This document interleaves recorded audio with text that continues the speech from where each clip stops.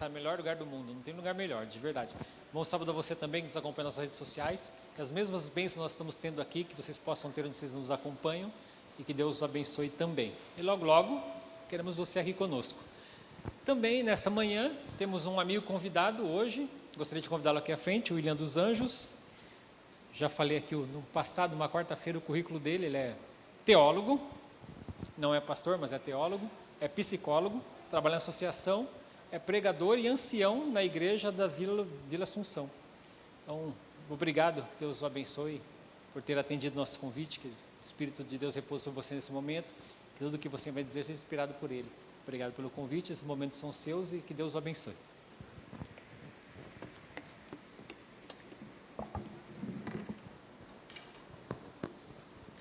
Bom dia para vocês. Feliz sábado. É um prazer estar aqui. Essa é a segunda vez, né, Bira? Bira me chamou, eu vim numa quarta-feira aqui, a gente compartilhou a palavra, batemos um papo, e hoje ele me chamou de novo. Então já vi que ou ele não tinha ninguém na agenda, ou ele gostou, né? E ele me chamou pela segunda vez. Mas é um prazer estar com vocês. E antes de abrirmos a Bíblia e entrarmos no tema de hoje, eu quero te convidar a fazer uma oração, pode ser? Então, assim como você está, feche seus olhos. Vamos pedir mais uma vez a bênção no nosso Deus. Querido Pai, obrigado por Tua graça, por Tua misericórdia, por Tua benevolência em nossa vida. Obrigado porque nessa manhã de sábado deixamos algumas outras atividades que quem sabe nós teríamos para estar aqui. Abrimos mão, quem sabe, de um conforto no lar para estarmos aqui. Porque sinceramente decidimos Te adorar, Te louvar e Te ouvir através da Tua palavra. Já o fizemos através do estudo da lição da Escola Sabatina, e agora o faremos diretamente através da Tua palavra. Que Teu Espírito Santo possa incomodar nosso coração. Traga-nos as palavras corretas para aquilo que temos que entender, e incomode o nosso coração para o estilo de vida ou para a conduta que o Senhor espera que tenhamos. Então, nos incomode, nos quebrante, faça o Teu trabalho em nossa vida. Aqueles que estão aqui, ou aqueles que estão nos acompanhando pelo YouTube e pelas redes sociais, que sejam movidos por esse Espírito Santo. Nós clamamos em nome de Cristo Jesus. Amém. Eu quero bater um papo com vocês nessa manhã. Eu trouxe até uma apresentação para facilitar o nosso bate-papo, a nossa conversa. Eu quero falar com vocês sobre pecado e graça.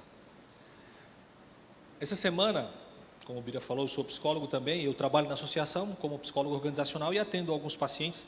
E essa semana eu recebi uma mensagem de uma pessoa desconhecida que eu não conhecia, recebi no WhatsApp, onde ela contava um pouco do sofrimento emocional dela, e a última frase dela foi: eu não acredito que eu tenha saída. A última frase dela: eu não acredito que eu tenha solução para os meus problemas. Por que eu estou contando isso? Quando falamos de nossa vida espiritual, quando falamos de nossa realidade espiritual, quando falamos de quem somos, das nossas falhas e do desejo de quem nós gostaríamos de ser, é inevitável que em um ou outro momento da nossa vida nós olhemos para nós mesmos, para aquilo que Deus projeta para nós, e assim como aquela pessoa, nós pensemos: não há saída para mim. Eu não consigo ser o cristão que Deus deseja. Eu não consigo ser o adventista que Ele sonha. Eu não consigo ser o pai, a mãe. Eu não consigo ser o exemplo. Eu não consigo imitá-lo na forma que Ele deseja, na forma que Ele espera. Para mim, acho que não há saída. Para entendermos essa dinâmica, nós precisamos entender dois aspectos da vida, dois aspectos da caminhada cristã: a graça divina e o quanto ela é gigantesca a nos alcançar. Mas para mensurarmos a graça, nós precisamos entender o pecado. O que é o pecado? Como mensurar o pecado? A perguntinha que fica geralmente é: será que estamos salvos ou perdidos? Será que de fato estamos caminhando no caminho certo? Ou os nossos pecados têm deixado ou têm nos levado para cada vez mais longe de Cristo? Para entender a graça, eu preciso começar entendendo o pecado. O que é o pecado? Qual a dimensão do pecado? O arcebispo, e eu até coloquei aí, né? O arcebispo Anselmo, ali no século XI, ele escreveu essa frase bem interessante. Ele disse que se alguém imagina que Deus pode simplesmente nos perdoar como nós perdoamos uns aos outros, essa pessoa ainda não pensou na seriedade do pecado, ou literalmente, que peso tão grande o pecado é. Em outras palavras, enquanto nós não entendermos a gravidade do pecado, jamais entenderemos a dimensão gigantesca e fantástica do perdão e da graça. E aí nós temos um problema em nossa visão de pecado e de graça, ou até mesmo de perdão e pecado. Temos uma tendência a comparar ou equiparar o perdão divino ao quê? Ao nosso perdão. E aí tem um texto de Mateus que eu coloquei ali, né? Perdoa-nos as nossas dívidas, assim como nós temos perdoado os nossos devedores. E por alguma forma nós queremos entender que que o padrão do perdão divino também é o nosso padrão de perdão. Mas como que nós perdoamos? Você já pensou nisso? Tem uma história bem interessante de dois irmãos que brigaram, e aí discutiram ali, brigaram feio por brinquedo, por alguma coisa, e a mãe separou. No final do dia os dois foram dormir com raiva e chateado um do outro, e a mãe foi falar com o filho mais velho, Joãozinho. Sempre tem um Joãozinho na história, né? Joãozinho, você brigou com sua irmã, você não quer pedir perdão e também perdoá-la? Aproveita a oportunidade, porque se acontecer alguma coisa, você vai se culpar por jamais ter perdoado ou pedido perdão para ela. E aí diz a história que ele ficou pensando, e na madrugada levantou nas pontas dos pés, foi até a cama e o quarto da sua irmã, e disse: Aninha, eu te perdoo. Mamãe falou que algo ruim pode acontecer com você, eu não quero que aconteça. Então, eu te perdoo. Mas se nada acontecer com você, amanhã você me paga. Você entendeu que é assim que nós muitas vezes perdoamos? O nosso padrão de perdão é carregado de emoções, porque somos seres altamente emotivos. É carregado de si e de condicionalidade. Te perdoo, mas não quero te ver. Te perdoo, mas não fala comigo. Te perdoo, mas se pisar no meu calo de novo, essa é a última vez. Esse é o nosso padrão de perdão. E nós de alguma forma queremos ou achamos que Deus vai perdoar da mesma forma. Nós simplificamos demais o nível da graça e do perdão divino. Veja, aqui no texto, o perdão ou o conceito do perdão aqui aparece como uma necessidade para o cristão, não como base para esse processo de perdão ou como deve ser o nosso perdão. Note, o pecado não é um simples dano pessoal. Pelo contrário, o próprio Deus, que é o criador das leis que nós quebramos, então o pecado é por o quê? Rebelião contra a lei de Deus. É claro que quando voltamos a entender a origem do pecado, 3 aspectos nos chamam a atenção, e eu até coloquei os textos ali. Nós vemos em Gênesis, Deus construindo um ser humano à sua imagem e semelhança. Este ser humano é perfeito. Este ser humano não é criado apenas à imagem ou à semelhança de Deus fisicamente, mas moralmente falando, nos seus atributos. Esse ser humano é completo, a imagem e semelhança de Deus. A graça, o perdão, os dons, todos os atributos de Deus, ou boa parte deles, são compartilhados com este ser criado.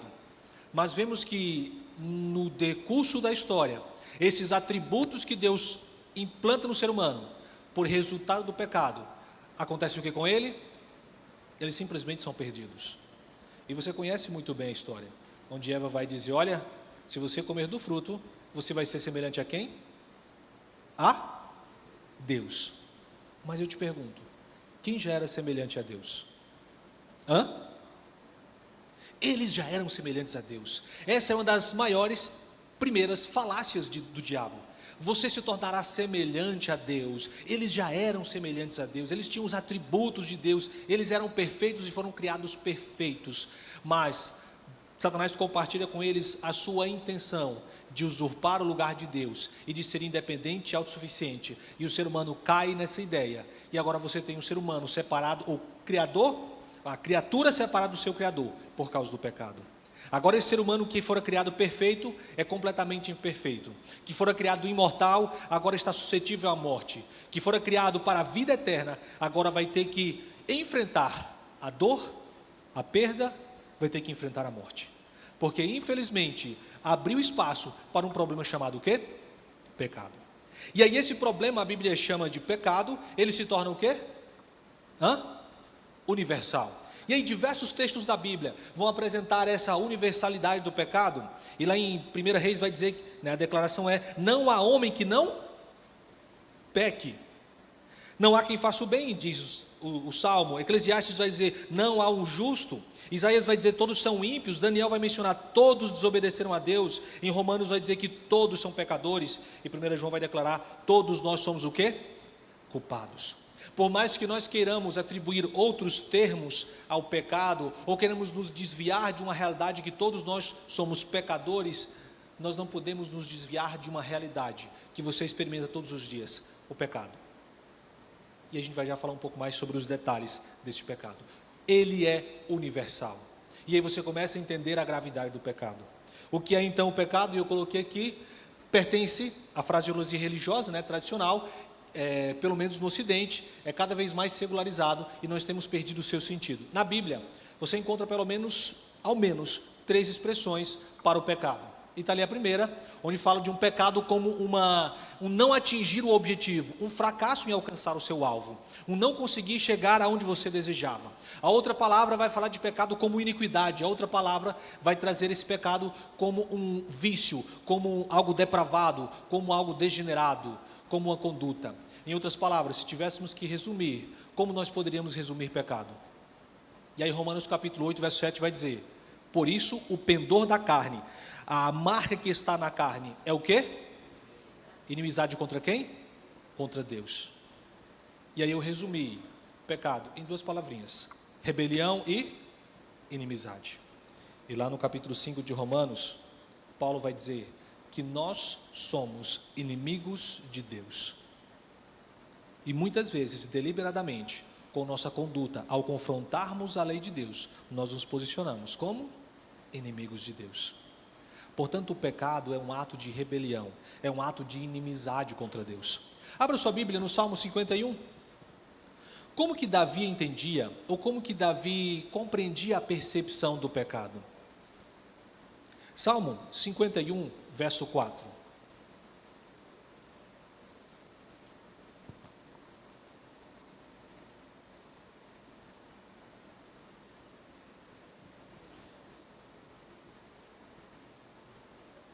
Salmo 51, 4. Você achou aí? O que diz aí na sua Bíblia? Pequei contra ti, e contra ti somente fiz o que é mal perante os teus olhos. Você lembra em que contexto isso aconteceu? Ele adulterou com Batseba, ele depois tentou forjar uma situação ali, porque ela engravidou, viu que não deu certo, então ele mandou tirar a vida de Urias para justificar agora ela assumir Batseba como sua esposa. E aí, quando ele é confrontado pelo profeta, ele cai de joelhos e diz: pequei contra Urias. É isso que ele diz? Pequei contra Batseba. É isso que ele diz? Pequei contra quem? Contra Deus. E ele é claro: eu pequei contra ti. Portanto, os nossos atos, a nossa vida de pecado é uma clara declaração de inimizade e de distanciamento da vontade de Deus. Seja ela direta ou indireta, é nos posicionarmos contra aquilo que Deus sonha e deseja. E Davi vai dizer: eu pequei contra ti. E note, contra ti somente fiz o que era mal perante os teus olhos. Davi tinha uma clara e notável percepção de que não importa quão bom você seja, ou quão bom nós sejamos, quantos atos de bondade nós façamos, os nossos atos de pecado sempre estarão diante de quem? De Deus. Pequei contra ti, diz ele, e contra ti somente. Mas na nossa sociedade, o que nós vemos, ou como a sociedade contemporânea encara o que é pecado? Para muitos, pecado é apenas o quê? Alguns classificam de crime, é um crime. E aí, você cometeu um crime, paga pelo crime, depois você está completamente livre. Para alguns, é uma doença, é um deslize, um pequeno erro, é uma falha. A sociedade moderna tem minimizado o problema do pecado. E é óbvio, se eu minimizo o problema do pecado, eu vou desmerecer ou vou minimizar o quê? A graça, o perdão, ou a necessidade, ou a grandiosidade dessa graça e desse perdão. Mas Davi já começou dizendo: eu pequei contra ti, diante de ti, contra a tua face. Por mais que eu e você queiramos minimizar, não há como minimizar o pecado. E aqui vai o primeiro aspecto do pecado. 1 João capítulo 5, verso 4. Abra sua Bíblia comigo. O pecado, ele é ação. E você já sabe disso. Mas vamos ler esse texto. 1 João capítulo 1 João capítulo 3, eu não estou conseguindo enxergar, é capítulo 3, tá? Capítulo 3, verso 4.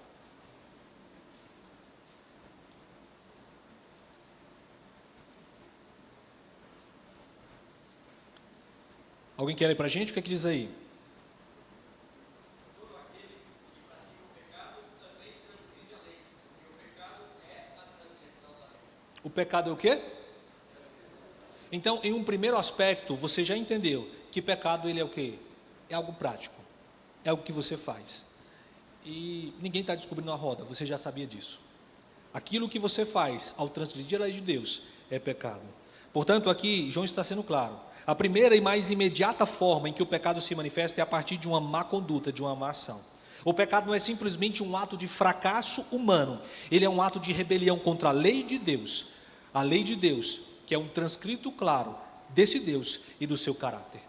Veja, note esse texto. Nós somos indivíduos, aqui, né? Nós somos seres únicos e os pequenos erros dos outros são considerados danos o quê? Pessoais. Então, quando alguém pisa no teu calo, quando alguém briga com você, quando alguém te machuca, isso é algo pessoal. Mas note, Deus, embora também seja um Deus, um ser único, ele vê o pecado como algo que vai além de um simples dano pessoal. Na verdade, ele é o criador das leis que desrespeitamos, e o pecado representa uma rebelião contra ele, uma clara declaração contra Deus. Veja, a sua lei define quem é Deus e o que ele espera de suas criaturas. Seus princípios morais e espirituais não são meras proibições, mas diretrizes abrangentes e universais que garantem, quando obedecidas, um feliz relacionamento entre Criador e criatura.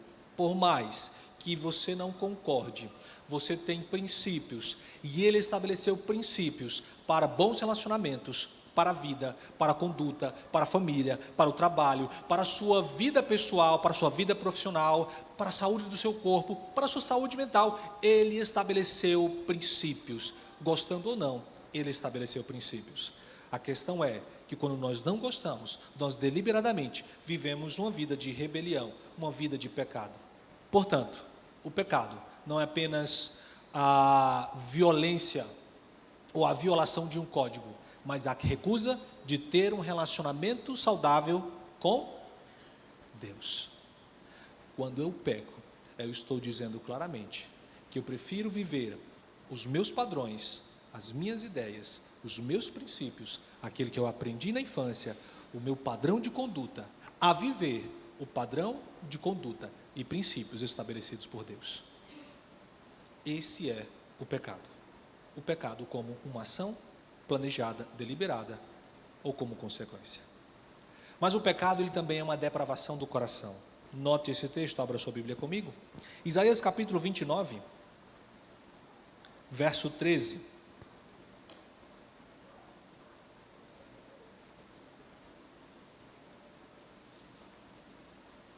Capítulo de Isaías, capítulo 29 de Isaías, verso 13.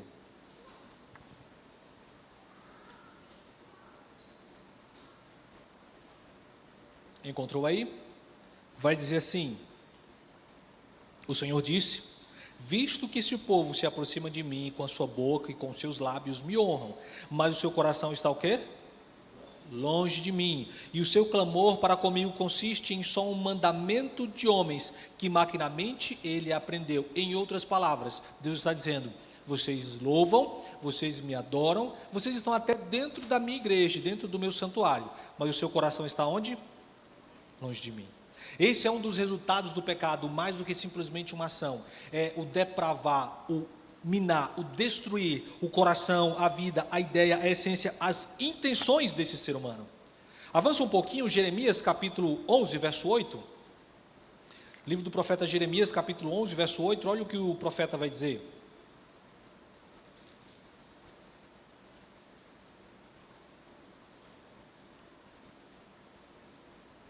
Diz assim: mas não atenderam, nem o quê? Inclinaram o seu ouvido, antes andaram cada um segundo a dureza do seu coração maligno, pelo que fiz cair sobre eles todas as ameaças desta aliança, a qual lhes ordenei que cumprissem, mas não cumpriram. Em outras palavras, veja, eu estabeleci uma aliança com vocês, eu apresentei princípios, a gente fez um acordo, mas vocês preferem viver os seus padrões, aquilo que vocês interpretam como sendo correto, porque vocês estão com o coração corrompido. O pecado é isso, é mais do que ação, é uma natureza corrompida, é uma essência altamente corrompida, não pelos padrões divinos, mas por aquilo que entendemos ser padrões, estilo de vida ou conduta, que é o ideal, ou correta, ou mais saboroso para a gente. Romanos capítulo 7, você conhece muito bem esse texto? Romanos capítulo 7, verso 14, abra sua Bíblia comigo.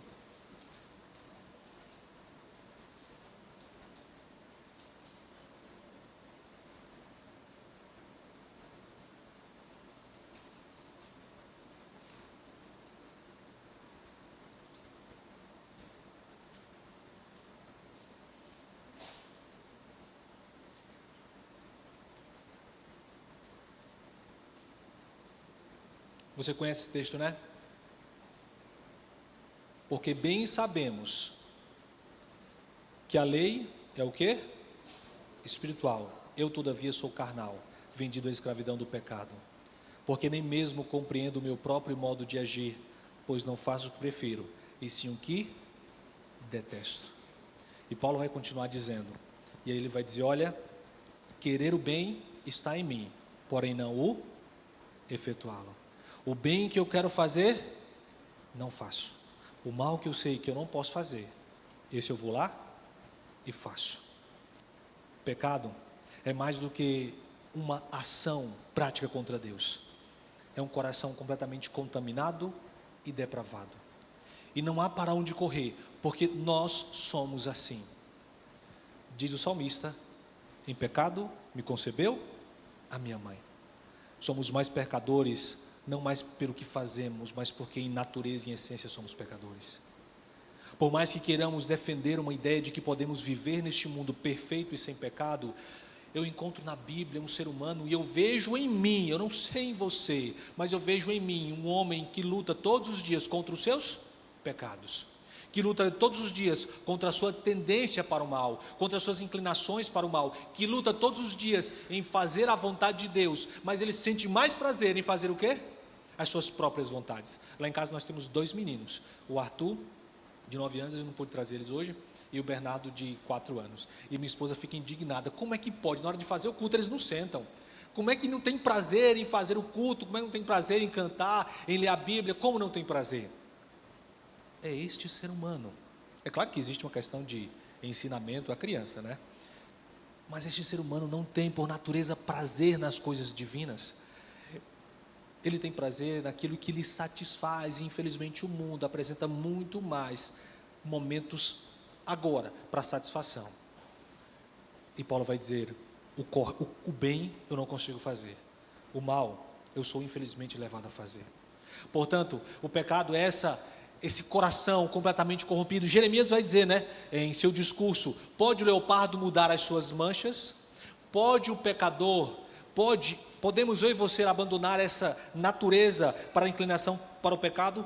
Não, isso é impossível. Nós estamos condenados por nossa própria natureza. E veja, o objetivo da Bíblia é te mostrar o problema do pecado e a gravidade do pecado. E isso me assusta, eu não sei você. Porque quanto mais eu viver o meu cristianismo na minha perspectiva, mais eu estarei caminhando para a condenação. O pecado também, além de depravação, ele é um poder escravizador. Romanos capítulo 7, você já deve estar em Romanos capítulo 7, agora no versículo 23, ele vai dizer o seguinte, mas vejo nos meus membros outra lei, que guerreia contra a lei da minha mente, e me faz prisioneiro da lei do pecado, que está nos meus membros, prisioneiros. Paulo descreve as ações pecaminosas como um resultado de viver sob domínio de um poder hostil, de um poder escravizador, que os seres humanos acabam prestando serviço por obediência. Como um ser tirano é o pecado na vida do ser humano, ele é perverso, ele mantém o ser humano sob domínio, sob sua obediência, como um demônio, ele é capaz de habitar no ser humano, enganar esse e levar esse a agir de forma impensada. Esse é o pecado. Ele escraviza, Ele domina. Ele nos leva ao sofrimento. Ele nos leva à angústia. João capítulo 8, verso 34, abra sua Bíblia comigo.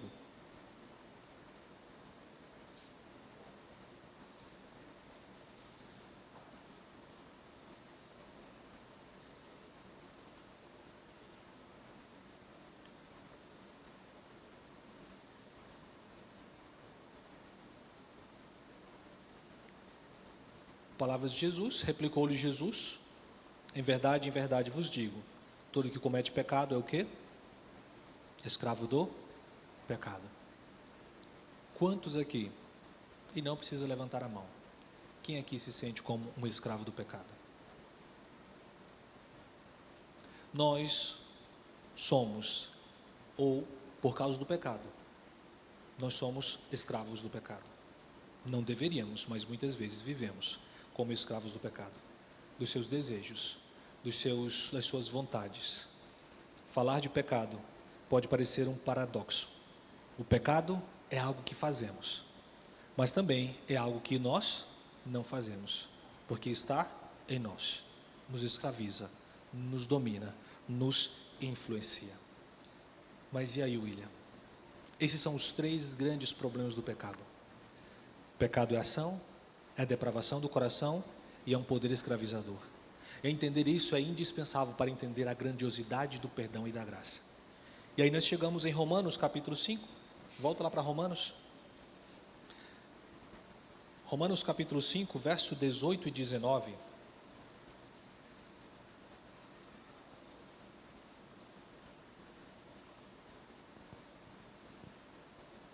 O que diz aí? Note, assim como por um só homem veio ofensa, veio juízo sobre todos os homens para condenação, assim também por um só ato de justiça veio o quê? A graça sobre todos os homens, para a justificação que dá vida. Verso 19. Porque como pela obediência de um só, muitos se tornaram pecadores, ou desobediência de um só, muitos se tornaram pecadores, assim também por meio da obediência de um só, muitos se tornarão o quê?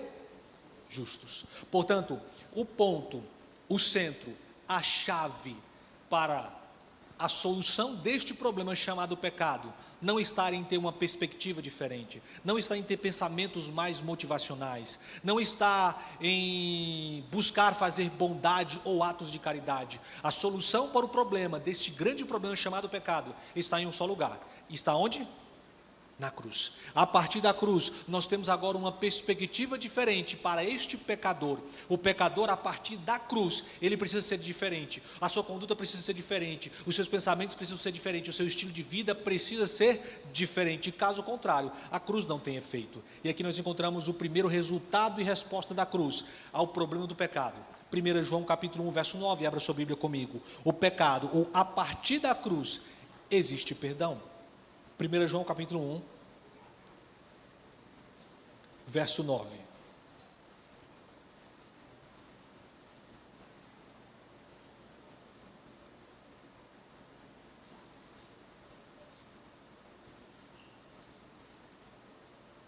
Achou aí? Amém? Como que o texto começa? Se confessarmos os nossos pecados. Continua. Ele é o quê? Fiel. Ele é justo para nos fazer o quê? Perdoar os nossos pecados e nos purificar de toda injustiça. A partir da cruz existe perdão. Ele é fiel. João vai dizer: William, o teu Deus é justo o suficiente para perdoar os teus pecados, te atribuir perdão, como se Ele vai de fato te atribuir o perdão e ninguém poderá te condenar pelos pecados e pelos erros que você cometeu. Mas Ele continua, Ele vai além de te perdoar, Ele vai te o quê? Te purificar. E você entende o que é purificar, né? O que é purificar? O desbravador faz isso, quando acampa e não tem muita água, ele pega a água que tem e ele passa e ajuda, usa ali as ferramentas para que a água passe por um processo de purificação. Ele me purifica. Aquela água que antes era suja, imprópria para beber, agora é totalmente própria para beber. Quem olha para ela vai dizer, ou jamais vai pensar que ela foi uma água impura. Purificar é isso. Isso é imputar em mim e em você a justiça de Cristo. E Deus o Pai olha para mim e para você como se jamais houvéssemos pecados, porque Ele nos purifica. Você entende isso? Você entende a dimensão disso? A importância disso? Não é simplesmente atribuir desculpa para os nossos erros, é nos tornar puros, perfeitos. É nesse aspecto que é o perdão e a graça divina sobre a minha e sobre a sua vida. Portanto, se o pecado, como já vimos, o pecado sendo um poder, na verdade o pecado sendo uma ação, quando o pecado é visto como um ato de transgressão, o pecador é convidado a arrepender-se, a se confessar, a ser batizado e a receber perdão dos pecados e a receber purificação de toda a sua culpa. Não importa quais tenham sido os meus pecados, existe disposição de Deus de perdoar, existe disposição de purificar, existe disposição de mudar, e aí já vai entrar no segundo aspecto da cruz. Mas a princípio existe perdão para perdoar, não importa o tamanho dos pecados, e muitas vezes nós nos culpamos por nossos pecados, e como a história que eu mencionei no início, nós podemos até pensar, para mim não há solução. E Cristo está dizendo, filho, eu estou aqui para solucionar o teu problema. O problema que você não pode resolver, eu posso. Eu te perdoo e eu te purifico. A partir da cruz, existe o quê? Renovação. Abra sua Bíblia. Ezequiel capítulo 36, verso 26.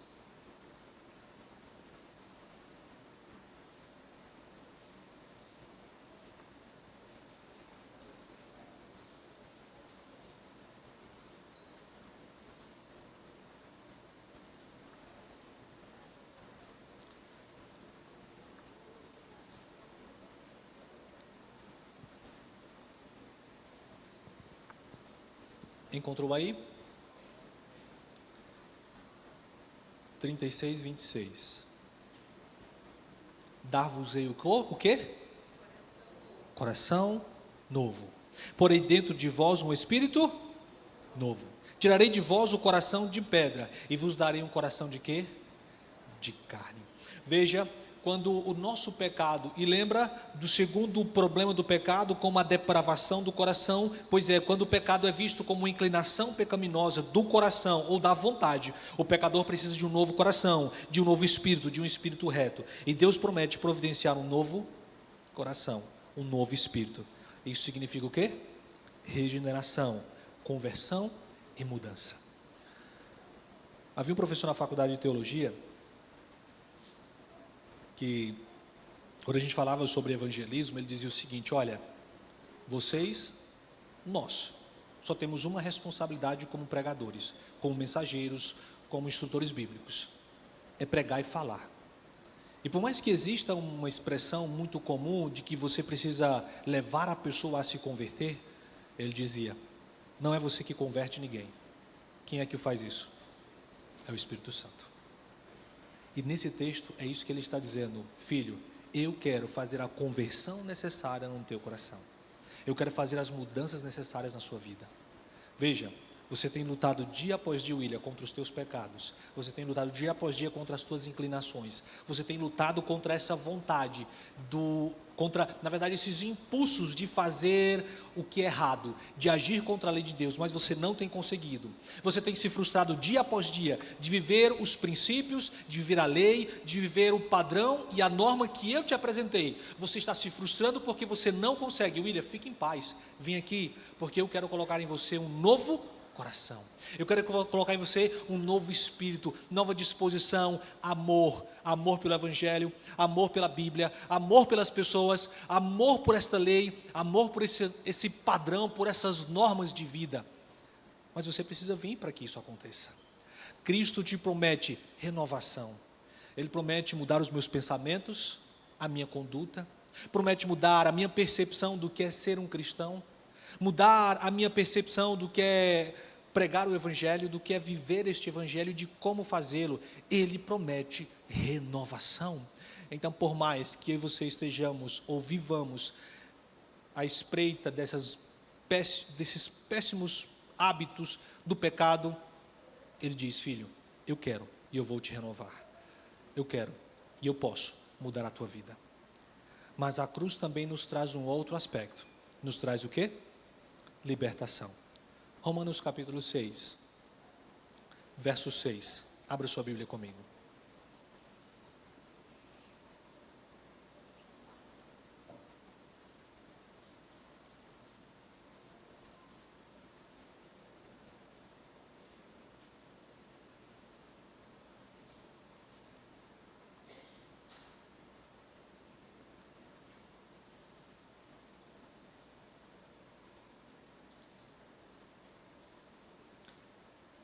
Paulo vai dizer: sabendo isso, que foi crucificado com ele nosso velho homem, para que o corpo do pecado seja destruído, e não sirvamos o pecado como escravos. A partir da cruz existe libertação.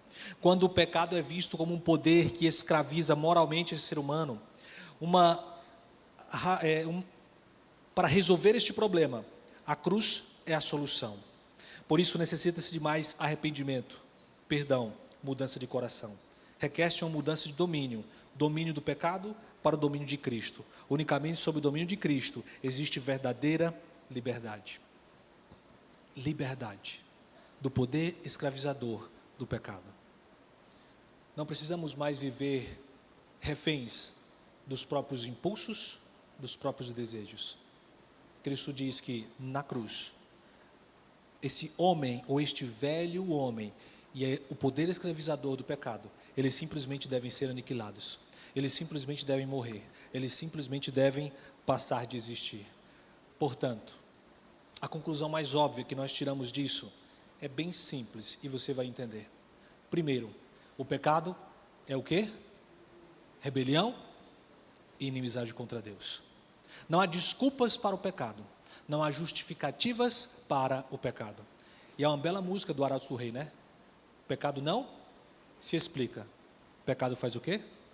Se paga. E alguém pagou. Eu não vou cantar, tá? Não essa música. Pecado é rebelião contra Deus, não importa o que você queira justificar.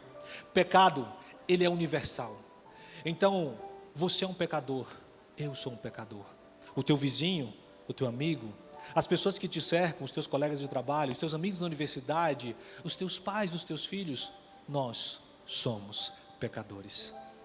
O pecado, ele abrange todas as áreas da minha vida. O pecado é ação, o pecado deprava o meu coração, o pecado, ele me paralisa. E note, o pecado não é um simples dano pessoal ou um dano pessoal. Pelo contrário, é o próprio Deus, ou o próprio Deus como criador das leis. Quando nós pecamos, nós quebramos a sua lei, nós nos rebelamos contra esse Deus. Esta é a realidade do pecado. Mas você já viu qual é a realidade a partir da cruz. A partir da cruz existe o quê? Perdão para os meus pecados. Existe renovação para a minha vida que está indo cada vez mais para o fundo, por causa dos meus erros e das minhas escolhas erradas. A partir da cruz existe libertação do poder do demônio, do poder de Satanás, do poder do pecado. Amém? A partir da cruz existe, e aí nós resumimos isso em uma palavra. O quê? Esperança. Esperança de vida melhor, esperança de salvação, esperança de eternidade. Então, se a perguntinha continua, será que eu estou salvo ou perdido? Será que existe jeito para a minha situação? Existe. E a cruz é a solução. Não é um bom sermão ou uma boa música. Não é a visita de um pastor ou mais um estudo bíblico que você vai ter. Não são os sermões ou os eventos que você participa que vão resolver o teu problema. Ou os cursos, nem mesmo os terapeutas que te ajudam. A resolução e a solução para o teu problema se chama Cristo Jesus, se chama a cruz. Perdão, renovação e liberdade. Conta-se que certa vez, uma irmã angustiada foi na casa do seu pastor e ela carregava um punhado de areia da praia. E dizia: pastor, como eu posso ser salvo? pastor, não faz sentido a graça, como eu posso ser salvo? E ela carregava aquele punhado de areia e o pastor dizia: irmão, o que é isso em sua mão? São os meus pecados. Não tem como contar, estes são os meus pecados. Como eu posso entender que Deus vai me salvar se os meus pecados são incontáveis? Não faz sentido, pastor. E o pastor falou para ela: filha, onde você encontrou isso? Peguei na praia. Volte lá. Imagine todos os seus pecados e construa a maior montanha de areia que puder. Construa a maior montanha de areia que puder. Diz o relato que depois de algumas horas ela voltou. E agora mais frustrada ainda e chorando desesperada. E o pastor pensou: ao invés de resolver, eu piorei a situação. Perguntou: filha, o que aconteceu? Não consigo. Toda vez que eu monto, a onda vem e leva. Toda vez que eu monto, a onda vem e leva. Não importa o esforço que eu faça, a onda vem e leva. E o pastor disse: isso é graça. A graça, e me entenda, é a coisa mais injusta que existe. Porque nos meus padrões, dentro da minha perspectiva, eu não mereço salvação. Mas na perspectiva divina, essa é a maior coisa. É o sonho de Deus, é me salvar. Ela é injusta para os meus padrões. Ela alcança todos, independente da situação, independente da condição, independente do tempo de serviço, independente de quanto ele pregou na igreja, independente de quanto ele leu a Bíblia. A graça simplesmente me alcança e te alcança. E ele dizia para a irmã: irmã, essa é a graça e o perdão divino. Não importa a quantidade de grãos de areia, a graça sempre vai chegar e vai levar tudo. Ele sempre vai te perdoar e sempre vai te purificar.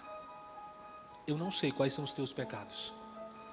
Eu não sei se você tem se culpado por alguns atos que você não consegue mudar, por algumas condutas que você não consegue abandonar, por esses sentimentos, essas intenções que você entende que são pecaminosas, mas você não consegue abandonar. Eu não sei quais são as suas, eu conheço as minhas, eu luto todos os dias com elas.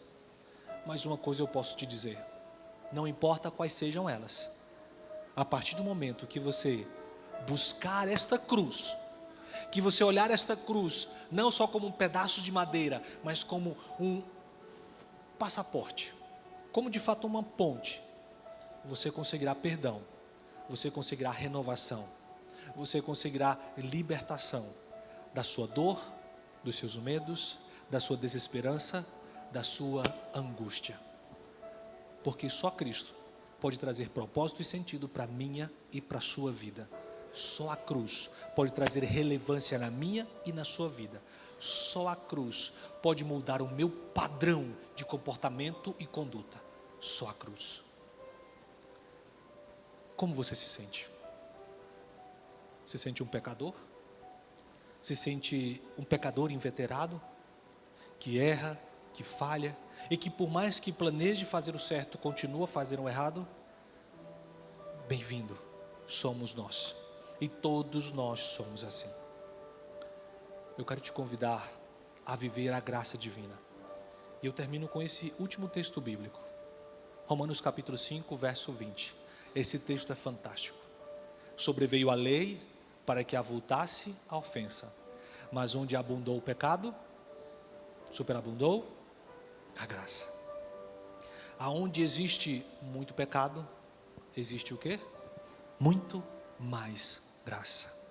Então, se você olha para a areia do mar e imagina ali todos os seus pecados, olhe para o oceano e veja a grandiosidade da graça para te alcançar.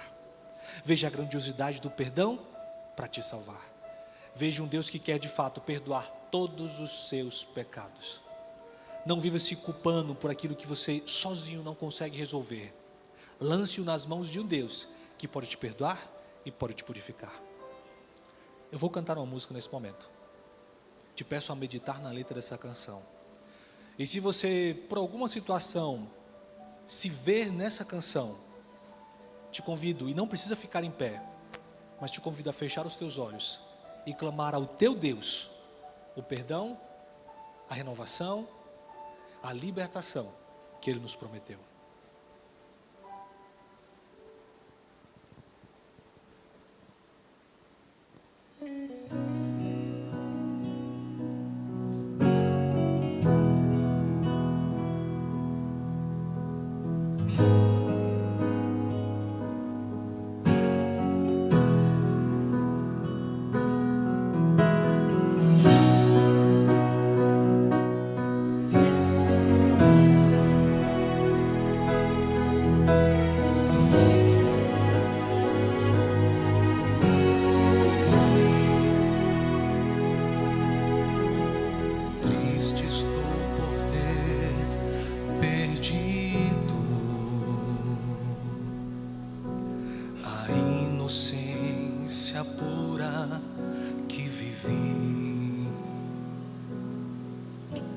pedaços que de mim caíram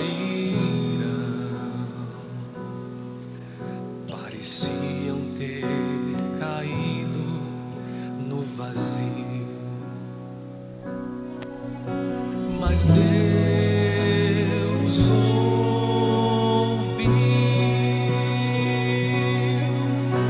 quando eu clamei, quando pequei.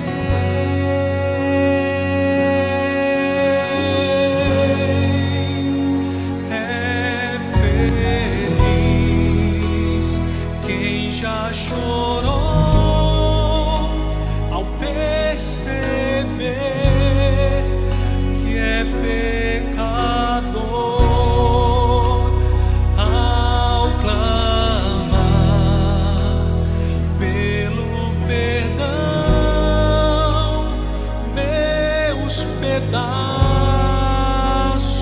Deus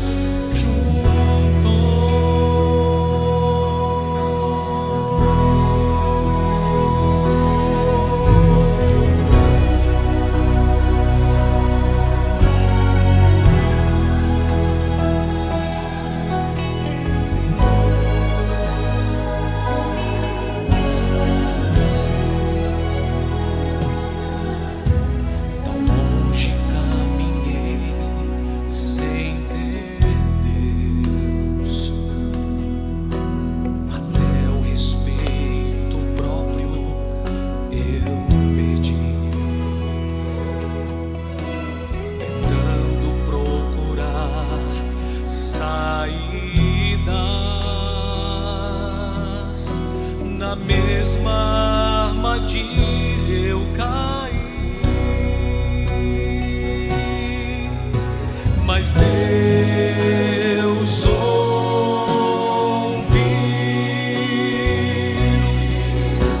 quando eu clamei, quando pequei.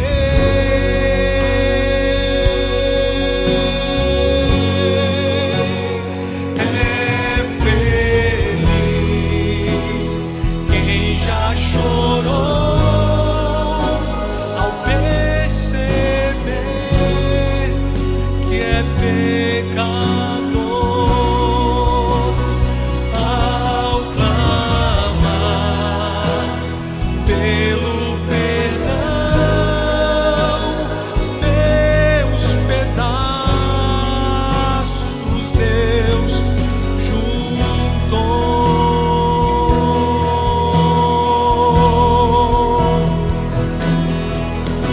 E a fórmula de vida que resiste à tentação é buscar sua palavra, se render em oração. Eu nem mesmo tenho forças para enfrentar quem já perdeu. Minha armadura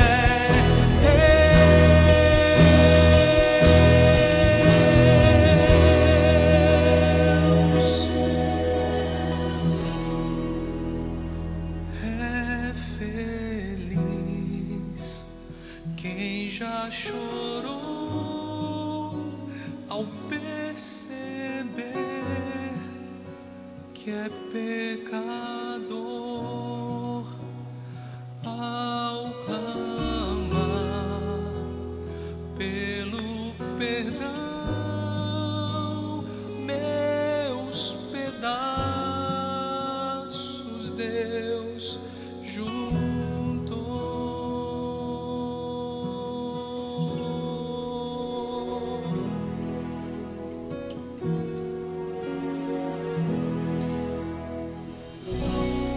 Aonde abundou o pecado, superabundou a graça.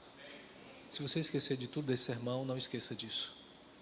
Ele está muito mais preocupado em te salvar do que você mesmo.